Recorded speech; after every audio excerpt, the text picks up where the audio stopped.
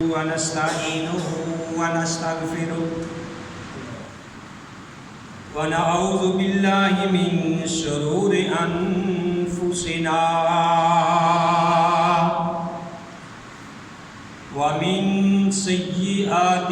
أعمالنا من يهده الله فلا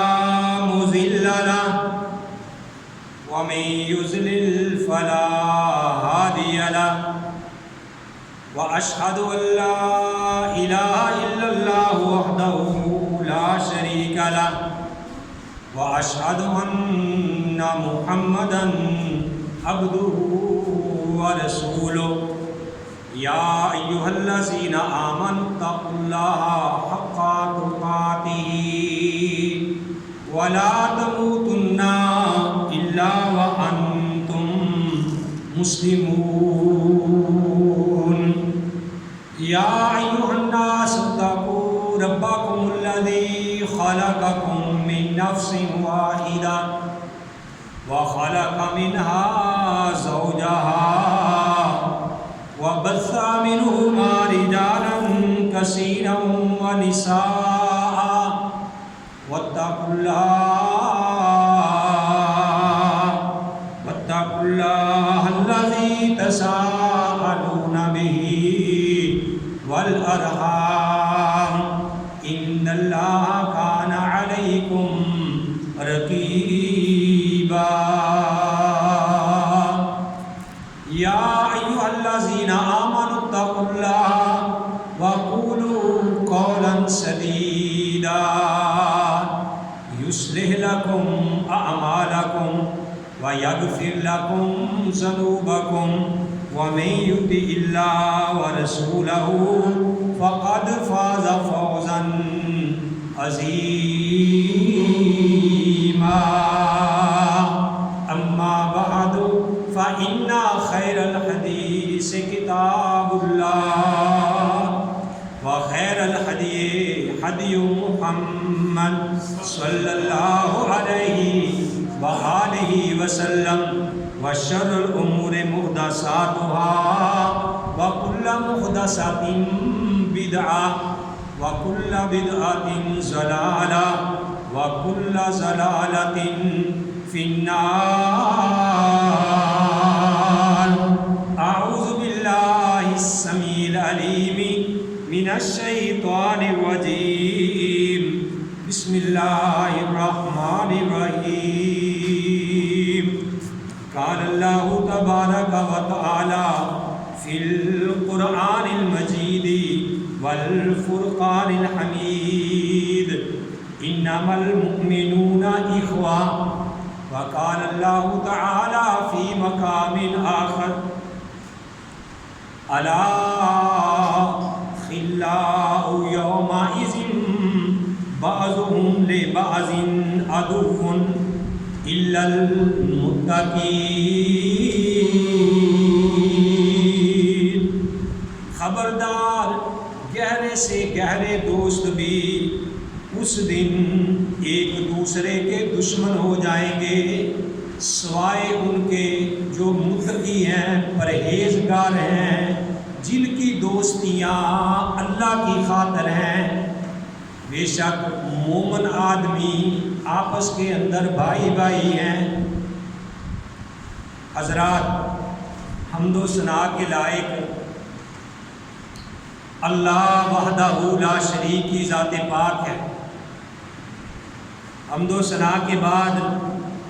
لاکھوں اور کروڑوں درود و سلام امام الانبیاء، امام القبلتین، امام الثقلین، امام الحرمین، امام اعظم، مرشد اعظم، رہبر اعظم، آمنہ کے لعل، عبداللہ کے در یتیم، ساری کائنات کے سردار محمد رسول اللہ صلی اللہ علیہ وآلہ وسلم کی ذات گرامی. محترم حضرات، پچھلے جمعۃ المبارک کے خطبہ کے اندر میں نے آپ کے سامنے ان 3 آدمیوں کا تذکرہ کیا تھا جن کو اللہ احکم الحاکمین قیامت والے دن اپنے عرش کے سایہ کے نیچے جگہ عطا فرمائے۔ اور ابو ہریرہ سے مروی روایت آپ کے سامنے بیان کی تھی کہ نبی کریم علیہ الصلوۃ والسلام نے ارشاد فرمایا کہ 7 آدمی ایسے ہیں کہ جس دن کسی چیز کا بھی سایہ نہیں ہوگا اللہ کے سائے کے سوا، اللہ کے عرش کے سائے کے سوا، جس دن کسی چیز کا بھی سایہ نہیں ہوگا اس دن اللہ تعالیٰ 7 آدمیوں کو اپنے عرش کے سایہ کے نیچے جگہ عطا فرمائے۔ اور ان 7 میں سے 3 آدمیوں کا تذکرہ میں نے پچھلے جمعۃ المبارک کے خطبہ کے اندر آپ کے سامنے بیان کیا تھا۔ ان میں ایک تھا الامام العادل، کہ انصاف کرنے والا حکمران، انصاف کرنے والا امیر، چاہے وہ کسی بھی چیز پہ اس کو حکمران بنایا گیا ہو، امیر بنایا گیا۔ اور دوسرا میرے بھائیوں آپ کے سامنے یہ بات رکھی تھی کہ وہ نوجوان کہ جس نے اپنی جوانی کو اللہ کی عبادت میں صرف کیا۔ اور تیسرا وہ آدمی کہ جس کا دل جو ہے وہ مسجد میں لگتا ہے، مسجد میں اس کا دل اٹکا رہتا ہے، معلق رہتا ہے۔ رجل معلق قلبہ فی المساجد، وہ آدمی کہ جن کے دل مساجد میں لگتے ہیں۔ آج اللہ کی توفیق سے میں ان 7 میں سے چوتھے آدمی کا تذکرہ آپ بھائیوں کے سامنے بیان کرنے لگا ہوں کہ ان 7 میں سے چوتھا آدمی وہ بھی ہے۔ پیارے نبی علیہ الصلوۃ والسلام نے ارشاد فرمایا رجلان تحابا فی اللہ اجتمعا علیہ وتفرقا علیہ، کہ وہ 2 آدمی رجلان، وہ 2 آدمی تحابا فی اللہ، جو میرے لیے اللہ کی رضا کے لیے آپس کے اندر محبت کرتے ہیں، اجتماع علیہ، ان کا ملنا بھی اللہ کی رضا کے لیے ہے، وتفرق علیہ، اور ان کا جدا ہونا بھی اللہ کی رضا کے لیے۔ یہ چوتھا آدمی جس کو اللہ احکم الحاکمین اپنے عرش کے سایہ کے نیچے جگہ عطا فرمائے، اور قیامت والے دن بھی اللہ ان کا ساتھ نصیب فرمائے گا۔ جیسا کہ میں نے شروع میں پڑھا کہ اللہ احکم الحاکمین نے فرمایا الا خبردار خلاء یومئذ بعضهم لبعض عدو، کہ قیامت والے دن بڑے بڑے گہرے دوست، اکٹھے بیٹھنے والے، اکٹھے کھانے والے، اکٹھے مجلسوں میں بیٹھنے والے، وہ ایک دوسرے کے دشمن ہو جائیں گے، الا المتقین، مگر جو متقی تھے، پرہیزگار تھے، جن کی دوستیاں دنیا میں اللہ کے لیے تھی، وہ قیامت والے دن بھی اکٹھے رہے۔ اور یہ وہ 2 آدمی جو اللہ کی رضا کے لیے محبت کرتے ہیں۔ میرے بھائیوں آج نمازیں پڑھنی آسان ہیں اور روزے رکھنے آسان ہیں، اللہ کی راہ میں جہاد کرنا آسان ہے، تسبیحات کرنی آسان ہے، حج کرنے، عمرے کرنے آسان ہے، لیکن جو سب سے مشکل کام ہے وہ یہ ہے کہ اللہ کی رضا کے لیے کام کیا جائے۔ آج ہماری دوستیاں ہیں، اس میں ضرور کوئی نہ کوئی مطلب جو ہے وہ چھپا ہوتا ہے، لیکن یہ یاد رکھنا چاہیے کہ انہ علیم بذات الصدور، اللہ تعالیٰ وہ ذات ہے جو سینوں کے بھید جانتے ہیں۔ اللہ تعالیٰ سینوں کے بھید جانتے ہیں، اللہ کو پتا ہے کہ یہ دوستیاں کس لیے ہیں۔ تو میرے بھائیوں میں آپ کے سامنے مسلم شریف کی ایک حدیث بیان کرنے لگا ہوں، ذرا غور سے سنیے تاکہ میرا بھی اور آپ کا بھی ایمان تازہ ہو جائے۔ نبی کریم صلی اللہ علیہ وآلہ وسلم نے ارشاد فرمایا، آپ نے فرمایا کہ جبریل میرے پاس آئے ہیں، جبریل میرے پاس آئے ہیں اور مجھے آ کے کہا کہ یا رسول اللہ، سب کیا دو صلی اللہ علیہ وسلم، یا رسول اللہ آج اللہ نے آسمان سے ایک فرشتہ اتارا جو پہلے کبھی زمین پہ نہیں آیا، اللہ نے آسمان سے ایک فرشتہ اتارا ہے، اور وہ فرشتہ جب اترا تو اس نے دیکھا کہ ایک آدمی کسی آدمی کا دروازہ کھٹکھٹا رہا ہے۔ غور سے سنیے بات، کوئی آدمی کسی آدمی کا دروازہ کھٹکھٹا رہا ہے، تو وہ فرشتہ جو ہے، جو انسانی شکل میں آیا تھا، وہ اس بندے کے پاس گیا، اس کو جا کے کہنے لگا کہ بھئی تو اس کا دروازہ کیوں کھٹکھٹا رہا ہے؟ بھئی تجھے اس سے کیا کام ہے، کیا لینا ہے؟ تو اس بندے نے کہا کہ بھائی مجھے اس سے کوئی کام نہیں ہے، مجھے اس سے کوئی ذاتی کام نہیں ہے، میں صرف اور صرف اللہ کی رضا کے لیے اس کو ملنے کے لیے آیا ہوں کہ یہ اللہ کا نیک بندہ ہے، میں اس کو اللہ کی رضا کے لیے، اللہ کی محبت کے لیے اس کو ملنے کے لیے آیا ہوں، مجھے اور کوئی کام نہیں ہے۔ تو فرشتے نے کہا کہ واجب علیک الجنہ، کہ بھئی میں اللہ کا فرشتہ ہوں، مجھے اللہ نے تیری طرف بھیجا ہے،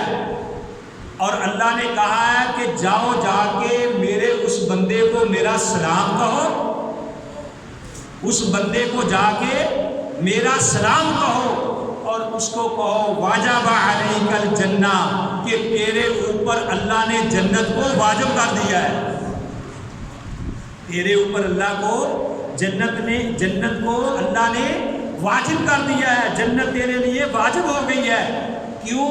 کہ فَإِنِّي رسول اللہ، میں اللہ کا بھیجا ہوا ہوں، مجھے اللہ نے بھیجا ہے، میں اللہ کا بھیجا ہوا ہوں الیک کا تیری طرف، فَإِنَّ اللَّهَ بِأَنَّ اللَّهَ قَدْ أَحَبَّكَ، بے شک اللہ بھی تجھ سے محبت کرتا ہے، کما احببتہ فیہ، جیسے تو جس کی خاطر تو اس سے محبت کرتا ہے، اللہ بھی تجھ سے محبت کرتا ہے۔ میرے بھائیوں، کس کے لیے؟ جو اپنی دوستیاں اللہ کی رضا کے لیے لگاتے ہیں۔ حدیث قدسی ہے، حدیث قدسی اس حدیث کو کہتے ہیں کہ نبی کریم صلی اللہ علیہ وسلم فرمائے کہ اللہ فرماتے ہیں، حدیث قدسی اس کو کہتے ہیں کہ جس میں پیارے نبی علیہ السلام فرمائیں کہ اللہ فرماتا ہے، اس کو حدیث قدسی کہتے ہیں۔ تو نبی کریم صلی اللہ علیہ وسلم نے فرمایا کہ اللہ فرماتے ہیں، قال اللہ تعالی واجبت محبتی، اس بندے پر میری محبت واجب ہو گئی ہے، کن پہ؟ لِمُتَحَابِّينَ فِيَّا، جو میرے لیے آپس میں محبت کرتے ہیں، وَالْمُتَجَالِسِينَ فِيَّا،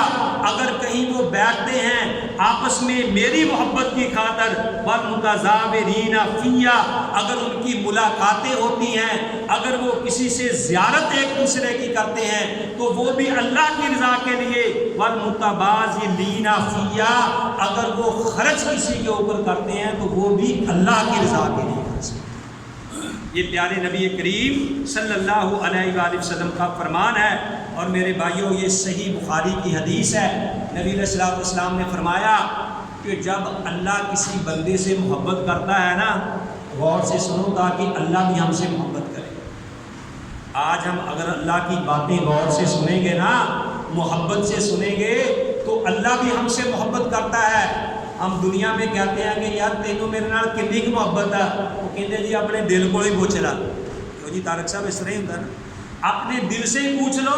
جتنا تو مجھے یاد کرتا ہے اتنا میں تجھے یاد کرتا ہوں۔ تو میرے بھائیوں، اگر کوئی بندہ یہ ججمنٹ کرنا چاہے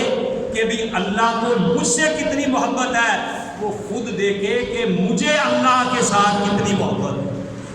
میں اللہ کے لیے ایک دن میں کتنا اللہ کا ذکر کرتا ہوں، میں کتنی بار اللہ کے سامنے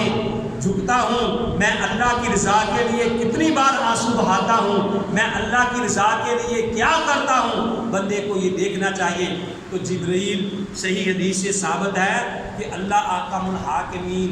جبریل علیہ السلام کو کہتے ہیں کہ اے جبریل، میں فلاں بندے سے محبت کرتا ہوں، اللہ کہتے ہیں اللہ، کتنی بڑی بات ہے، کتنا خوش قسمت ہے وہ انسان کہ جس کے بارے میں اللہ جبریل کو کہے کہ اے جبریل میں فلاں بندے سے محبت کرتا ہوں اور تو بھی اس سے محبت کر، میں فلاں بندے سے محبت کرتا ہوں تو بھی اس سے محبت کر، اور جا کے تو فرشتوں میں اعلان کر دے کہ اللہ فلاں بندے سے محبت کرتا ہے، تم بھی اس بندے سے محبت کرو، تم بھی اس بندے سے محبت کرو۔ تو پھر جبریل بھی اور آسمان والے فرشتے بھی اس بندے سے محبت کرتے ہیں، اور زمین و آسمان میں جو مخلوق رہتی ہے اللہ احکم الحاکمین پوری مخلوق کے دلوں کے اندر اس بندے کی محبت ڈال دیتے ہیں، جو اللہ کی رضا کے لیے اسی سے محبت کرتا ہے۔ میرے بھائیوں، یہ صحیح حدیث سے ثابت ہے کہ الحب للہ والبغض للہ، کہ اگر کسی کے ساتھ محبت کرنی ہے تو وہ بھی اللہ کی رضا کے لیے، اگر کسی کے ساتھ بغض رکھنا ہے، دل میں غصہ کرنا ہے، وہ بھی اللہ کی رضا کے لیے کرنا ہے، اپنا ذاتی مقصد نہیں ہونا چاہیے۔ میں نے شاید پہلے بھی یہ واقعہ سنایا، ایمان کی تازگی کے لیے شیخ عبدالحق محدث دہلوی، سب کہہ دو رحمۃ اللہ علیہ، ان کا واقعہ میں نے پڑھا مخزن اخلاق کے اندر۔ کہتے ہیں کہ ایک دفعہ یہ بیمار ہو گئے، جاگ کے بیٹھو سارے، ایک دفعہ یہ بیمار ہو گئے تو ان کی تیمارداری کرنے کے لیے شاہ نصیر الدین شاہ ان کی عیادت کے لیے آئے کہ میرے پیر بھائی بیمار ہو گئے ہیں، چلو میں ان کا پتہ لینے کے لیے جاؤں۔ جب وہ پتہ لینے کے لیے گئے، انہوں نے دروازہ کھٹکھٹایا، اندر سے عبدالحق محدث دہلوی رحمۃ اللہ علیہ کا مریض آیا۔ تو اس شاہ نصیر نے کہا کہ جاؤ شیخ صاحب کو جا کے کہو کہ شاہ نصیر الدین آپ کا پتہ لینے کے لیے آئے ہیں، آپ کی تیمارداری کے لیے آئے ہیں۔ میرے بھائیوں، کسی کی تیمارداری کرنا یہ بہت بڑا اجر ہے۔ پیارے نبی علیہ السلام نے فرمایا جو کسی بیمار آدمی کی تیمارداری کرتا ہے، بیمار آدمی کی صبح جا کے تیمارداری کرتا ہے، میں قربان جاؤں، پیارے نبی علیہ السلام نے ارشاد فرمایا کہ 70,000 فرشتے شام تک اس بندے کے لیے مغفرت کی دعائیں کرتے رہتے۔ دیکھو یار کتنی بات، یہ دل میں تہیہ کر لو، اگر آپ کا کوئی رشتہ دار بیمار ہے، آپ جا نہیں سکتے تو کم از کم فون پہ ہی پتہ کر لو کہ پتہ چلا کہ آپ بیمار ہیں، اللہ تعالیٰ آپ کو شفا دے، اللہ آپ کو صحت دے، تندرستی دے، فون پہ ہی اس کا پتہ کر لو۔ اگر وہ قریب ہے، آسانی کے ساتھ جا سکتے ہیں تو صرف 1-2 منٹ کے لیے جا کے اس کا پتہ کر لو۔ اللہ احکم الحاکمین پیارے نبی علیہ السلام نے فرمایا کہ 70,000 فرشتے شام تک اس بندے کے لیے مغفرت کی، اس کی بخشش کے لیے دعائیں کرتے ہیں۔ اللہ تعالیٰ سے دعا ہے کہ اللہ ہمیں بھی ان کاموں میں بڑھ چڑھ کے حصہ لینے کی توفیق نصیب فرمائے۔ تو جب وہ ان کے مریض باہر آئے تو ان کو کہا کہ جاؤ بھی شیخ صاحب کو کہہ دو کہ آپ کے یعنی جو پیر بھائی ہیں وہ آپ کا پتہ لینے کے لیے آئے ہیں۔ تو جو عبدالحق محدث دہلوی رحمۃ اللہ علیہ، جن کی محبتیں اللہ کے لیے تھیں، جن کو انشاءاللہ اللہ قیامت والے دن اپنے عرش کے سایہ کے نیچے جگہ عطا فرمائے گا، جن کی محبتیں اللہ کے لیے تھیں، تو وہ کہنے لگے کہ جاؤ اس کو جا کے کہہ دو میرا پتہ لینے کے لیے نہ آئے۔ کیوں؟ کہ وہ تو قوالی سنتا ہے، وہ قوالی سننے کا شوقین ہے، شریعت میں قوالی حرام ہے، شریعت میں موسیقی حرام ہے۔ اگر موسیقی بجا کے قرآن بھی پڑھا جائے تو قرآن سننا بھی ناجائز ہے، قرآن پڑھنا بھی ناجائز ہے۔ موسیقی کے ذریعے، طبلے کے ذریعے، ڈھول کے ذریعے میرے بھائیوں یہ پروگرام کرنے، یہ ناچنا، نعتیں پڑھنا اور جناب اس طریقے سے وہاں جا کے مجلسیں کرنا یہ حرام ہے۔ میں نہیں کہتا، بڑے بڑے علماء اکرام، بڑے بڑے شیخ، چاہے وہ حنفی ہوں، چاہے بریلوی ہوں، چاہے کسی بھی مسلک سے تعلق رکھتے ہوں، ان کے فتاوے موجود ہیں کہ یہ حرام ہے۔ انہوں نے کہا جاؤ ان کو کہہ دو میرا پتہ لینے کے لیے نہ آئے، وہ قوالی سنتے ہیں، وہ قوالی حرام ہے، میرا پتہ لینے کے لیے نہ آئے۔ اور ان کی محبت بھی اللہ کی رضا کے لیے تھی۔ آج ذرا اپنے گریبان میں ذرا دیکھو جان کے، آج کے دور میں اگر کوئی ہمیں ایسا کہہ دے، ہم کیا واپس کس طریقے سے جائیں اور ساری زندگی اس کی شکل نہ دیکھیں، ہو سکتا کہ ہم اس کا جنازہ بھی نہ پڑھنے جائیں۔ اس نے میرے ساتھ یہ کام کیا تھا، لیکن میں قربان جاؤں جن کی محبتیں اللہ کے لیے ہیں۔ انہوں نے کہا مریض کو کہ جاؤ شاہ صاحب سے جا کے کہہ دو کہ میں سچے دل سے توبہ کرتا ہوں، سچی دل سے میں توبہ کرتا ہوں کہ آج کے بعد میں قوالی نہیں سنوں گا، آج کے بعد میں قوالی نہیں سنوں گا۔ جاؤ ان کو کہہ دو میں نے سچے دل سے توبہ کی۔ میں قربان جاؤں، شیخ عبد المحدث دہلوی جا تو بیٹا اللہ تیری قبر پہ کروڑ رحمتیں نازل فرمائے۔ انہوں نے جب جا کے مریض نے کہا کہ جناب شاہ صاحب نے کہا ہے کہ میں نے سچی توبہ کر لی ہے، آج کے بعد میں قوالی نہیں سنوں گا، تو شیخ عبد المحدث دہلوی نے پگڑی باندھی ہوئی تھی، انہوں نے اپنی پگڑی کھول کے اس مریض کو دی، کہا کہ جاؤ جا کے اس کے قدموں میں جا کے بچھا دو اور اس کے جا کے کہو کہ عبدالحق محدث کہتا ہے کہ شاہ نصیر صاحب آؤ اس پگڑی پہ چل کے میرا پتہ لینے کے لیے آؤ۔ یہ ہے محبتیں اللہ کے لیے، اللہ کے لیے محبت میرے بھائیوں کام آئے گی، جو کہ میں نے آیت کریمہ آپ کے سامنے پڑھی ہے، الا اللہ یومئذ بعضهم لبعض عدو، کہ خبردار اس دن بڑے بڑے ڈیپ فرینڈ،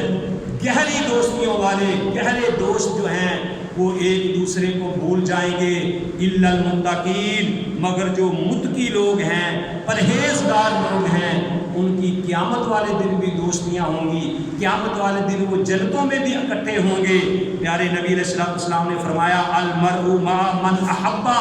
آدمی اسی کے ساتھ قیامت والے دن ہوگا جس کے ساتھ وہ محبت کرتا ہو۔ پھر ہمیں دیکھنا چاہیے میرے بھائیوں کہ ہماری دوستیاں کن لوگوں کے ساتھ ہیں۔ نبی علیہ السلام نے اچھے دوست کی اور برے دوست کی مثال دے کے بڑے ہی پیارے انداز میں سمجھایا۔ صحیح بخاری کے اندر باب المسک کے اندر یہ حدیث موجود ہے، نبی علیہ السلام نے فرمایا قال رسول اللہ سب کہہ دو صلی اللہ علیہ وسلم، نبی علیہ السلام نے فرمایا المثل جلیس الصالح والسوء کالحامل المسک ونافخ الکیر۔ آپ نے فرمایا کہ اچھے دوست کی اور برے دوست کی مثال اس خوشبو بیچنے والے کی طرح، اور اچھے دوست کی مثال خوشبو بیچنے والے کی طرح ہے، اور برے دوست کی مثال اس بٹھی جو اپنی بٹھی کو جھونکتا ہے، یعنی بٹھی چلانے والا لوہار جب وہ لوہا گرم کر رہا ہوتا ہے اس نے بٹھی اپنی چلائی ہوتی ہے، برے کی مثال اس بٹھی کی طرح ہے، کیونکہ جب خوشبو بیچنے والے کے ساتھ دوستی ہوگی تو بندہ جائے گا وہاں سے خوشبو آئے گی، اور جناب اگر وہ خریدے گا نہیں کم از کم خوشبو تو حاصل کر لے گا، اور برا جو بٹھی کے پاس بیٹھے گا تو وہاں سے اگر اس کو آگ اس کے کپڑے نہیں جلائے گی تو اس کو سیک ضرور پہنچے گا، اس کو دھواں جو ہے وہ ضرور پہنچے گا۔ تو نبی علیہ السلام نے اچھے اور برے کی مثال اس طریقے سے دی ہے۔ ہم ویسے بھی کہتے ہیں کہ چنگے آندے لڑ لگ کے میری چوڑی پھل پہ، برے آندے لڑ لگ کے میرے اگلے بھی ڈل گئے۔ تو بھائیوں ہمیں یہ سوچنا چاہیے اور ہمیں تحفہ بھی جو دینا چاہیے اللہ کی رضا کے لیے دینا چاہیے۔ صحیح حدیث سے ثابت ہے بخاری شریف کے اندر، ایک عورت ایک چادر لے کے آئی، دھاری دار چادر لے کے آئی، جا کے سنو بات، اس نے کہا یا رسول اللہ صلی اللہ علیہ وسلم یہ میں آپ کے لیے تحفہ لے کے آئی ہوں، صرف آپ کے لیے میں نے بنائی ہے کہ آپ اپنے اوپر اوڑھیں۔ اور نبی کریم صلی اللہ علیہ وسلم وہ چادر اوڑھ کے مسجد میں آئے، دھاری دار چادر تھی، اور پیارے نبی کریم صلی اللہ علیہ وسلم کا حسین چہرہ، ٹھیک ہے نا، جیسا کہ میں نے آپ کو پہلے بھی بتایا تھا، ٹھیک ہے نا۔ جابر رضی اللہ تعالیٰ عنہ نبی علیہ السلام کے پاس ایک وقت رات کو گئے، 14ویں کا چاند چمک رہا تھا، ٹھیک ہے نا، اپنے پورے جوبن پہ تھا، نبی علیہ السلام کے چہرے پہ یعنی آپ کا چہرہ کھلا ہوا تھا۔ جابر کہتے میں گیا، آپ کا چہرہ اتنا حسین تھا، کبھی میں چاند کی طرف دیکھتا، کبھی آپ کے چہرے کی طرف دیکھتا، تو میں اس نتیجے پہ پہنچا، کس نتیجے پہ پہنچا؟ وہ جابر رضی اللہ تعالیٰ عنہ کہتے ہیں، پنجابی میں کسی کا یعنی اس کی بات کا ترجمہ کسی پنجابی شاعر نے اس طرح کیا ہے کہ روایت کرندہ جابر سہارا، ایک دن میں دکھا محمد پیارا، وہ روایت کرندہ جابر سہارا، ایک دن میں دکھا محمد پیارا، وہ چندو چودھویں سی کہ کوئی ستارہ، میں دونوں نو دیکھا دوبارہ دوبارہ، قسم خدا دی چاند مدم نظر آیا، محمد دا چہرہ سونا نظر آیا صلی اللہ علیہ وسلم۔ تو نبی علیہ السلام وہ چادر اوڑھ کے جب آئے نا، تو عبد الرحمن بن عوف کہنے لگے کہ یا رسول اللہ یہ چادر مجھے دے دو۔ صحابہ اس پہ خفا ہوئے، تجھے نہیں پتا کہ نبی علیہ السلام نے کبھی کسی سائل کو نہیں موڑا، اتنی پیاری چادر نبی صلی اللہ علیہ وسلم کے اوپر لگ رہی ہے، تحفہ کسی نے دیا ہے، تو نے یہ کیوں مانگی ہے؟ آپ کو پتا نہیں کہ نبی علیہ السلام کسی سائل کو نہیں موڑتے؟ تو اس نے کہا اللہ کی قسم میں نے تو چادر یہ صرف اس لیے لی ہے تاکہ میں اس چادر کو اپنا کفن بنا لوں، اور پھر جس نیت سے لی تھی پھر وہی چادر عبد الرحمن بن عوف کے کفن کے لیے کام آئی۔ تو میرے بھائیوں تحفہ بھی دیا کرو اپنے اچھے دوستوں کو، اچھا، اور میرے بھائیوں کوشش کرو کہ ہماری دوستیاں اچھے لوگوں کے ساتھ ہوں۔ آج ہمارے نوجوان طبقہ، نوجوان لڑکیاں یہ پڑھ کے یونیورسٹی میں، کالجز میں یہ پڑھ کے ان کا بیڑا غرق ہو رہا ہے، دین سے دور ہو رہے ہیں۔ کلو اناء یترشح بما فیہ، برتن سے وہی چیز ٹپکتی ہے جو برتن کے اندر ہوتی ہے۔ میں آج ہی دیکھ رہا تھا، طارق بھائی نے بھی شاید مجھے وہ سینڈ کی، میں نے دیکھا کہ اب اسلام آباد کے اندر کچھ بے غیرتوں نے جو دین سے دور تھے، جو دین سے دور تھے، انہوں نے جلوس نکالا کہ یہاں بھئی یہ مندر بند کیوں ہوا ہے؟ مندر یہاں بن کے رہے گا کیونکہ ہمارے قائد نے کہا ہے، لہذا یہ تو ایک ذلیل آدمی، بے غیرت آدمی، دانیال نام کا لڑکا اسٹوڈنٹ تھا شاید، وہ کہنے لگا یہ تو آج سے 50 سال پہلے اسلام آباد کے ساتھ ہی بن جانا چاہیے تھا۔ اور وہ جلوس کے لیے لڑکیاں بے غیرت اور لڑکے جناب اکٹھے ہوئے ہیں کہ یہاں مندر بننا چاہیے۔ ایسے لوگ بھی دنیا کے اندر موجود ہیں، اور وہ لوگوں نے بھی مخالفت کی، اعتزاز آسن نے مخالفت کی کہ بھئی یہ جو آپ کہہ رہے ہیں کہ نصاب میں ترجمہ ضروری کرو قرآن کا، یہ ترجمہ ضروری نہیں ہونا چاہیے، اس نے یہ مخالفت کی ہے۔ اور آج میں فیس بک پہ دیکھ رہا تھا کہ اس کی بیٹی کا ایک یہودی کے ساتھ نکاح ہوا ہے،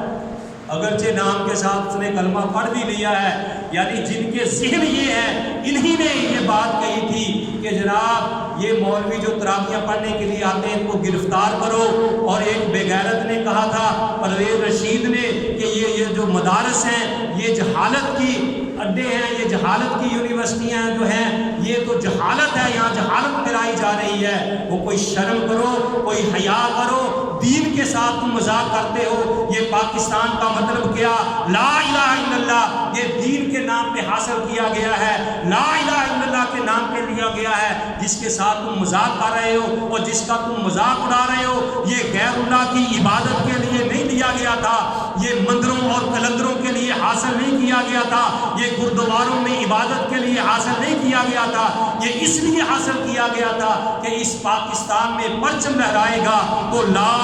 الہ الا اللہ کا لہرائے گا۔ عقل کے اندھو